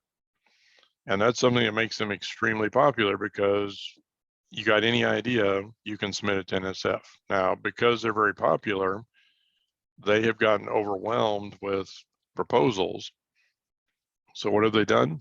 They've limited you to one proposal per window or cycle. Remember we were showing before, we've got a window open right now through March 3rd. So between now and March 3rd, you could submit one proposal, only one. And that's how they keep the doors from getting beat down too badly by so many people wanting to submit so many proposals under such broad topics. Now, while NSF is very famous for this breadth that they will accept a proposal on any topic, and they're very proud of that, and they get a lot of interest because of that, it's at least as important, if not more so important, that you understand that NSF is incredibly narrow in what it wants to fund. So yeah, it'll fund a proposal in any topical area, but it will only fund projects that meet two criteria stated here. One, it needs to be revolutionary. Sometimes you hear the word transformational, but the point is, it's not evolutionary, it's revolutionary. It's outside the box. It's changing the way we do things. It's changing the world. So it has to be revolutionary with high technical risks. Remember, phase one, we fund unproven ideas. NSF wants to take that to the max and say, we don't want trivial unprovenness. We want high unprovenness, high risk that this is going to fall on its face. So that's criterion number one. So Jim, does that include how you talked about earlier, how say you proved it in one environment, but you want to also prove it, you also need to prove it in another environment, like an aircraft carrier you were talking about. Right. I would think that wouldn't apply here, because that would just be almost like testing and validation as opposed to solving something groundbreaking. Well, you've heard that saying, it's not necessarily what you say, it's how you say it. So in this case, I would be presenting that, again, it works like a charm in our lab in Austin. I have no idea whether I can get this thing adequately protected from the salt environment so that it will last more than a couple of months on an aircraft carrier. I have no idea. I've got some ideas of how I'm going to do it, but I don't know whether I'm going to be successful. And that I'm going to maximize, as I present that in my proposal, that is high risk, because if I can't do that, then this is worthless in this application. So, you know, it's in part how you spin that, as well as, to your point, I think there are some cases where it's a slam dunk that it's going to work on the aircraft carrier. You just need to work on the power supply or whatever, and it's no big deal, in which case you probably don't have a project that NSF is going to be interested in. But if you can explain and spin that the technical risk is significant, then I think you've still got an NSF project. So that's criteria number one in narrowness. And the other one is, if this does work, this thing's going to sell like hotcakes, and it's going to make all sorts of money. Now, in my example, the aircraft carrier, I might be able to argue number one, high technical risk because of the saline environment. Number two is going to be pretty tough because there's only a limited number of aircraft carriers in the world. And so I'm going to have to, if I'm going to try to appeal to NSF with this, I'm going to have to argue that once I get it working on the aircraft carriers, I think this will be something that the Navy will want to put on a number of other ships. And I might even argue that this is something that the cruise industry will want to have on all cruise ships. And I might even want to argue this will be useful on ferries, passenger and vehicle ferries. And boy, if I can convince NSF that I think there's a market in the private pleasure craft, watercraft market, now I'm getting into great commercial potential. So point is, when they tell you, hey, you got something that fits one of our 30 topics, great, why don't you send it to us? No, don't do that unless you can also argue convincingly and honestly that it is got high technical risk and there is a great commercial upside if it does work. And if not those, then you got a problem. Now, without going into a lot of detail, I can say that I want to warn you that if you're a startup, this is great news for you. If you're not a startup, this is of concern again at NSF. let's say you do come in with something that you argue is revolutionary with high technical risk. There's a great commercial upside, but then you've been in business for 10 years. Well, at least some of the NSF program officers are saying, well, you know, you don't need SBIR money because this is seed money and you don't need seed money. And their argument, I don't agree with it, but their argument is this is to seed small businesses. This is to seed startups.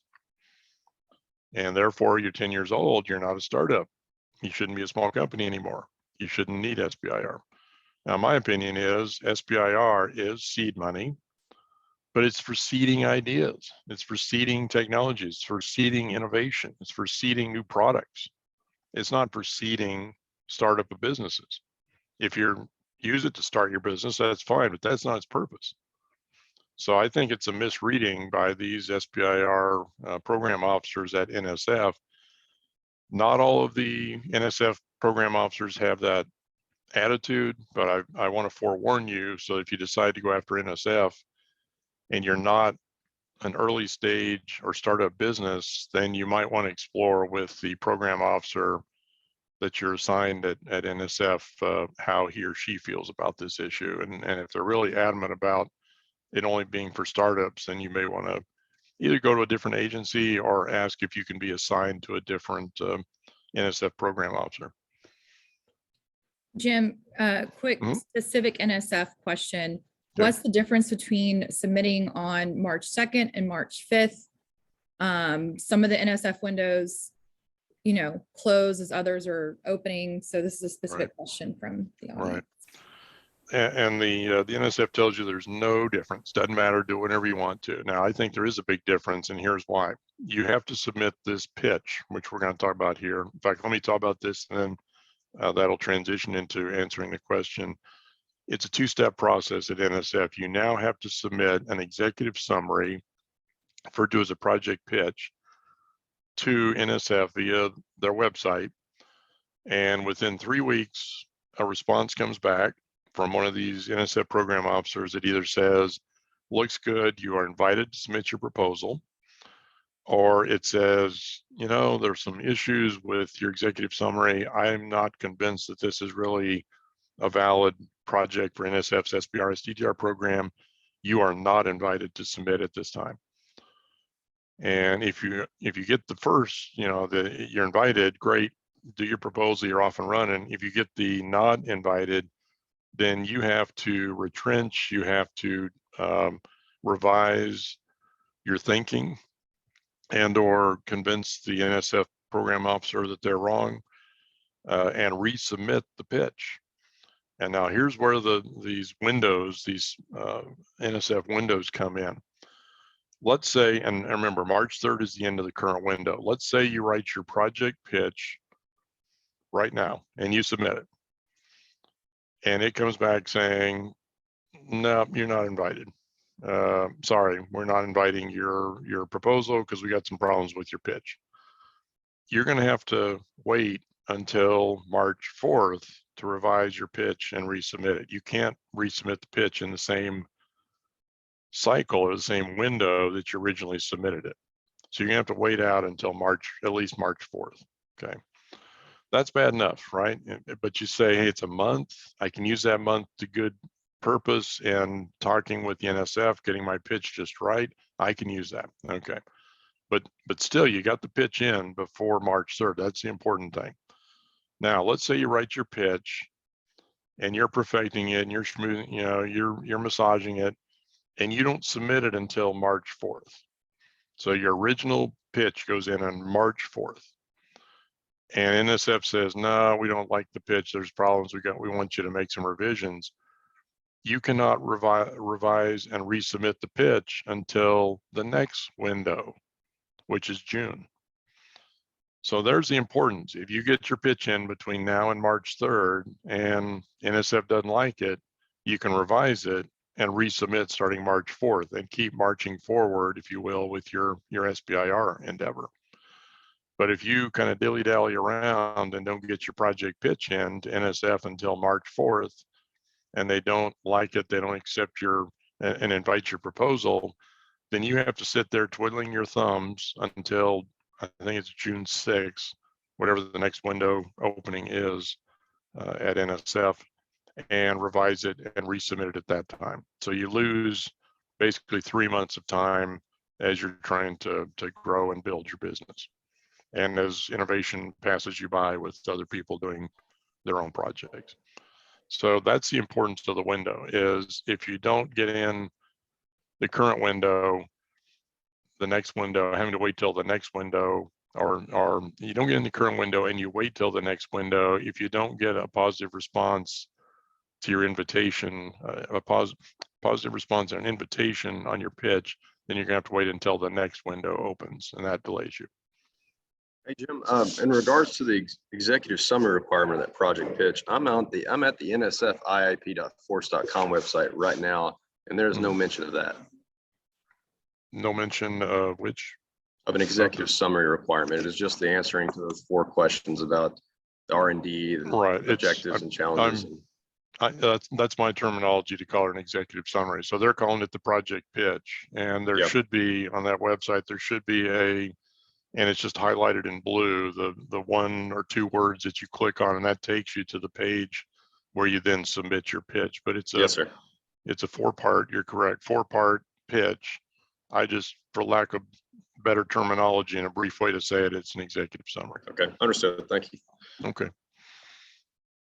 All right, so that's the, that's the system. And you go, my, what a pain in the patoon. Well, it gets worse in my opinion, because let's say you do get your phase 1 submitted, your phase 1 proposal submitted, and the reviewers take a look at it and give their comments to the NSF program officer that you've been corresponding with, who saw your pitch from the beginning, and they come back and say, we're sorry, we're not going to give you the phase 1 project. Well, you can resubmit an NSF phase 1 proposal, and if you get decent feedback from the reviewers, encouraging feedback, I would do that. But NSF forces you to go back and submit a revised project pitch before they will invite you to submit a revised proposal. So the whole thing, again, depending on how quickly all this is happening and whether you're getting into the windows before they close or not, this whole thing could drag it out for another year before you get to resubmit your proposal. And again, your time is clicking by with your cash flow in your small business and with your competitors with their innovations, and it's just not very responsive to a need to move quickly, in my opinion. All right, NIH briefly mentioned they've got a fast track program. This is where you would actually submit your phase 1 and phase 2 proposals combined. So it's not just a feasibility proposal, it's not just a phase 2 proposal, it's the 2 combined. And it's kind of weird because you never submit a phase 2 proposal until you have proven feasibility. So the purpose of phase 1, prove feasibility.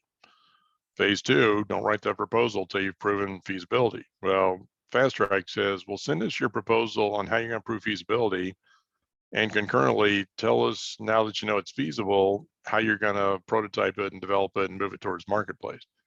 So it's in my opinion, a contradictory pair of proposals that get married in a fast track. So you end up saying, well, we don't know that it's feasible, but we're pretty close to knowing that it's feasible, and we need to collect a little more data or a bigger sample or whatever it might be, and then we're going to lead into a phase 2. So I wouldn't go into fast track without giving it considerable thought. Fast track also, the proposal is limited in size to a total of 13 pages, and maybe that sounds like a lot, but when you're writing a phase 1 and a phase 2 proposal combined, 13 pages is not very much.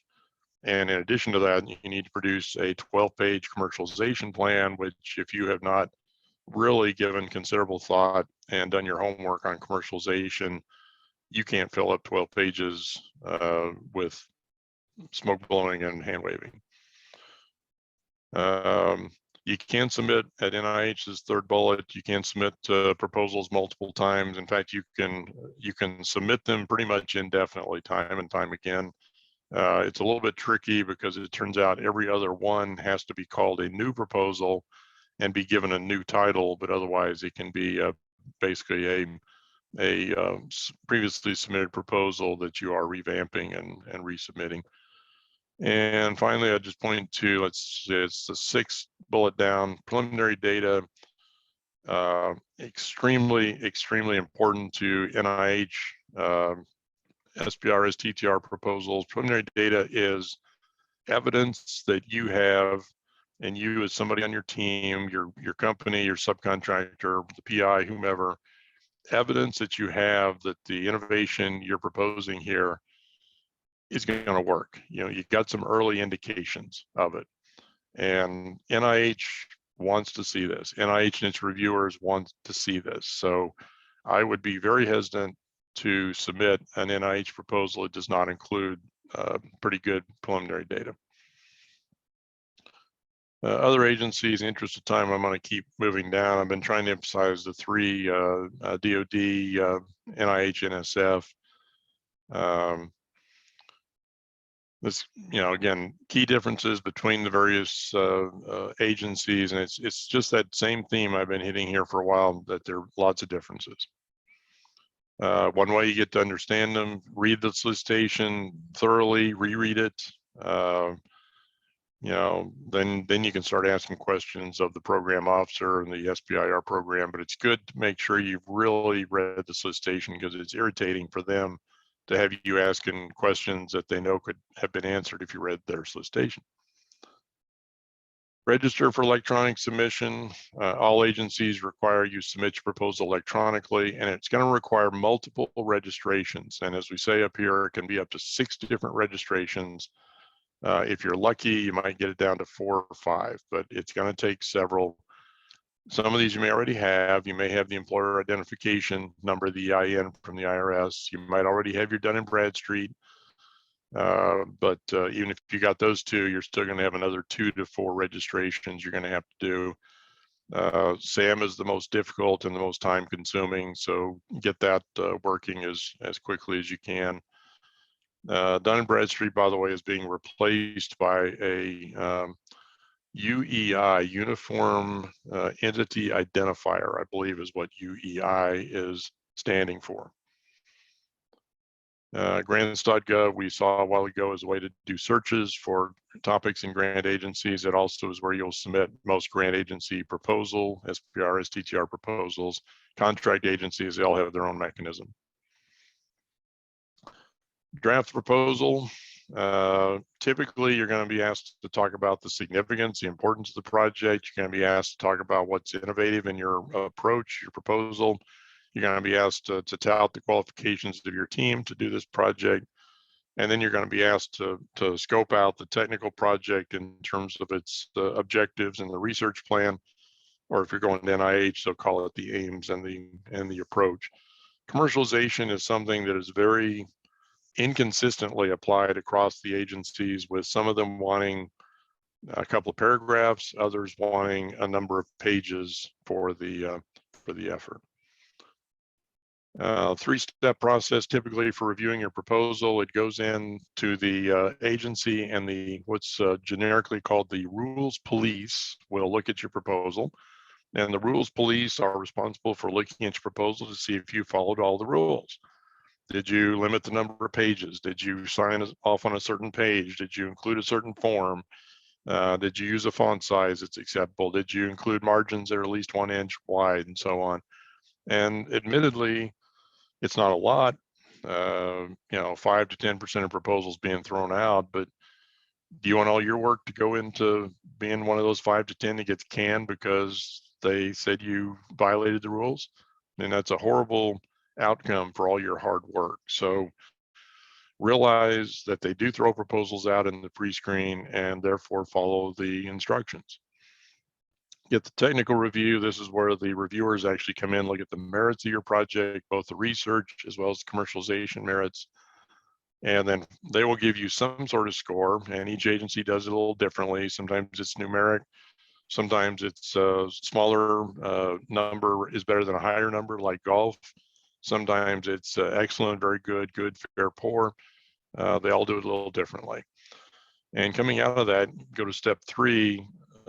Ultimately, the decisions are finalized by the agency themselves.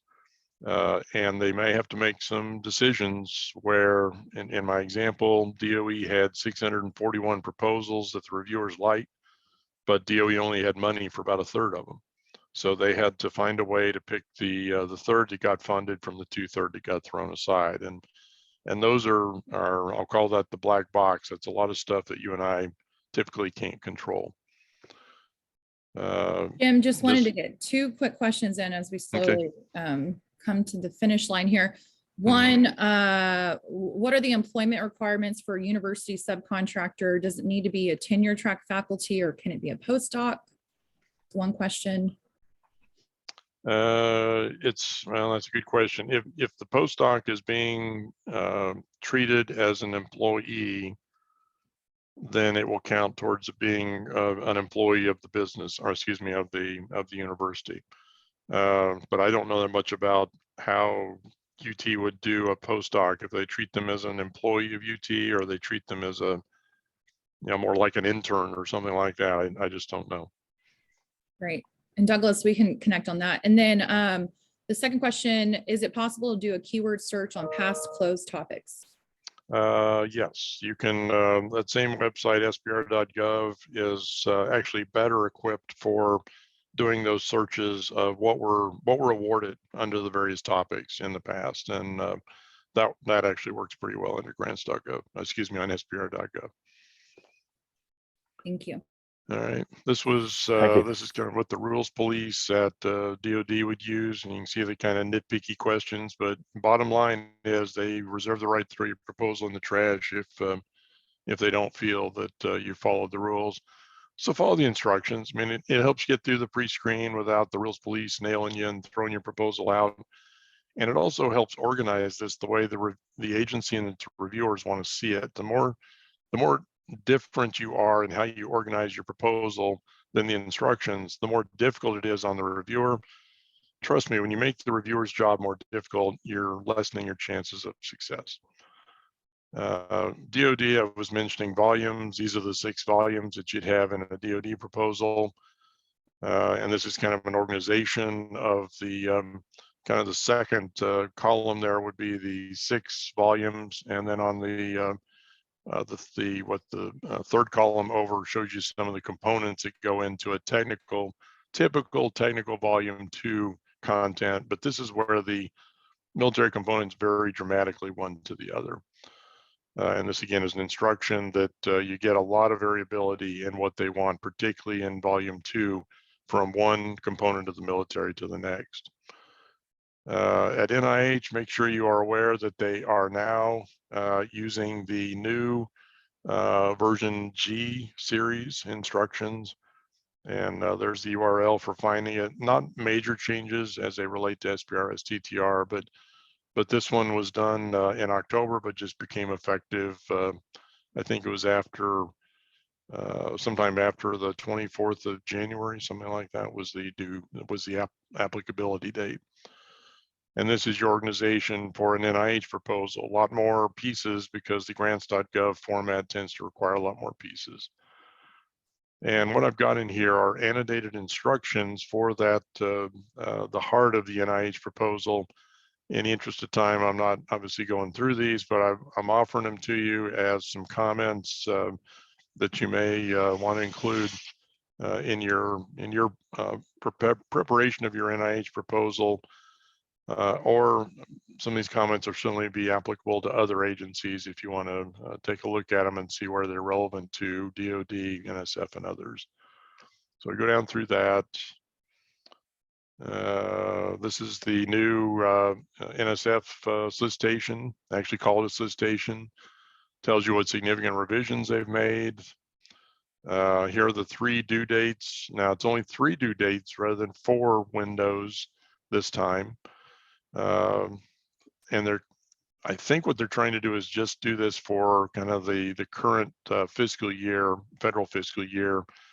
And then they'll try to get a new solicitation out in say 1st of November. They'll take us through the end of September of the next fiscal year. So they'll get back on a fiscal year basis rather than a calendar year that they've been recently. Okay, and this is again org chart, kind of how that NSF proposal gets organized. Not as many moving pieces as the NSF, excuse me, as the NIH, but still more than the DoD proposal. Get it reviewed, take somebody to, let's skip down through this. These are just things where people trusted spell checker and they ended up coming back to haunt them because they accepted errors that were somewhat horrifying, sometimes just humorous. Get someone to review this thing before you submit it. Use spell checker, don't trust it. You're gonna miss something important in the instructions because they are not always well written. They're sometimes spread across multiple places. I would suggest someone that's not been involved in drafting the proposal, look at it before you finalize it. It can be another employee in the company, it can be your spouse or your highly critical teenager if you got one, but anyone who can read and pay attention to detail. If they know your project technically, great, but if they don't, that's really valuable because now you're getting the ability to know whether your proposal is clear to the layperson or the reviewer that doesn't have a strong technical background. That can be very valuable.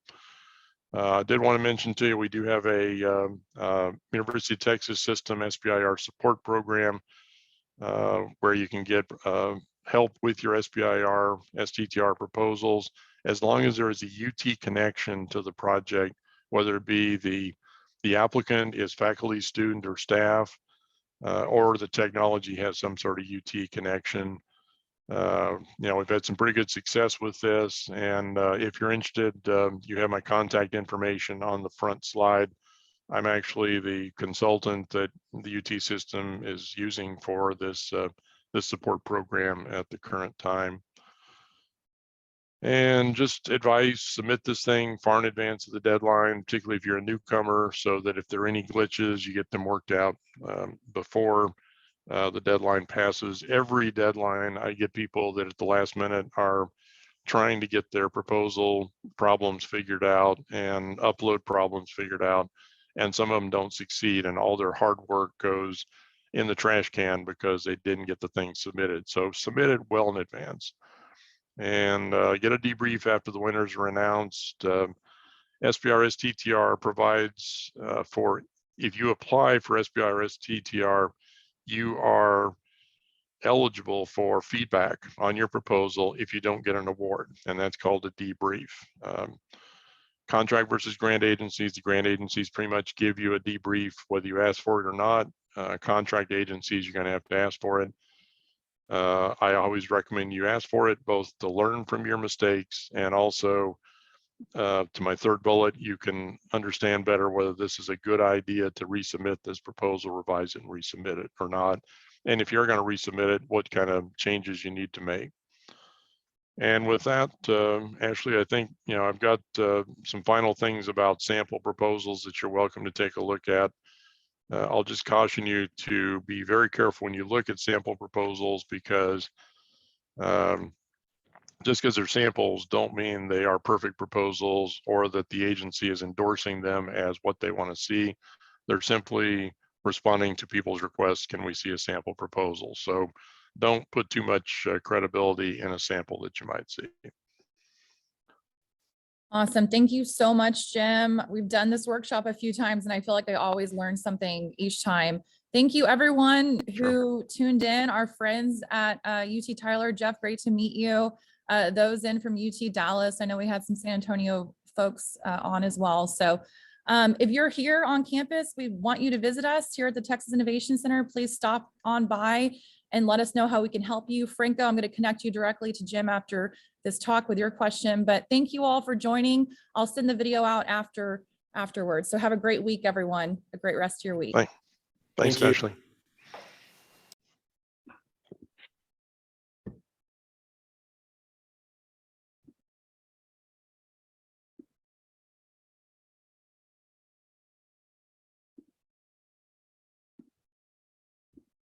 Jim, I made you host, so you have to be the one to exit the Zoom. Sorry. second. There we